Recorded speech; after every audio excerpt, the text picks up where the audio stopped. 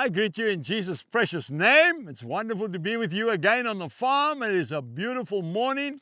There's not a cloud in the sky, nothing. The only thing I can see is the moon, and it's a half moon today. It's just sitting there, and it's going to sleep now. Folks, it's a new day. How are you feeling in your heart? Are you feeling that you've been shortchanged? Has somebody done you down?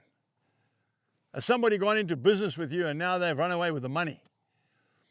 Has your fiancé left and run off with another man or another woman? How are you feeling today? Are you feeling that you're not making it? You're not cutting it at university? You're thinking of throwing the towel in and giving up? Don't do it. Don't do it. Listen to the word of God. Eye has not seen, ear has not heard, nor has entered into the heart of a man or a woman, entered into the heart of a man, the things which God has prepared for him. The Lord wants to bless you. Do not settle for second best. That's not what God said. We've got to go for what He's told us to go for.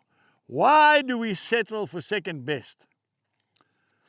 You have such good things stored up for those, Lord, who, listen to this, who reverently respect you. Now, I picked that up in the Amplified Version. Jesus has prepared so much for those who hold Him, listen to this, in affectionate reverence.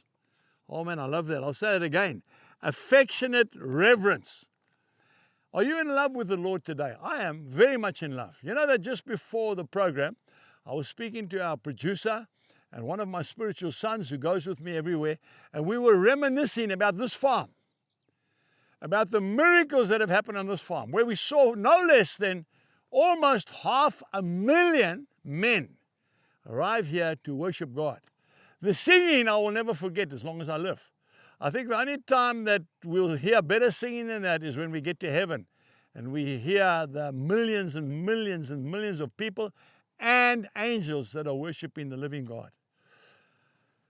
Eye has not seen, ear has not heard, nor has entered into the heart of a man the things which God has prepared for those who love Him. That's you. If you love Jesus, it's me. We hired the biggest tent on earth. That's right, it was brought out from Europe to Johannesburg for the World Earth Summit. We had no money at all.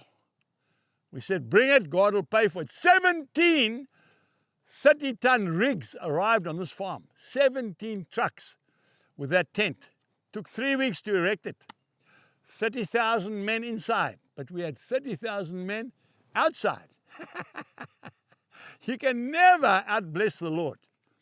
Where are you today? Are you like the prodigal son that has exchanged, forfeited your inheritance just to have a bit of fun in the big smoke, in the big city?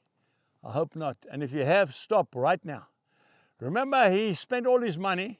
He had lots of friends when he had lots of money. As soon as the money ran out, he had no more friends. He got a job on a farm feeding pigs, swine. He was so hungry, he said, I'm prepared to eat the pig's food. This is a young man who had an inheritance waiting for him at home. His dad was a rich farmer. He only had 2 sons. This was the one. But fortunately, he came to his senses. He said, I'll go back to my dad's farm and ask him just for a job as a worker. And of course, you know the end of the story. His dad embraced him and loved him.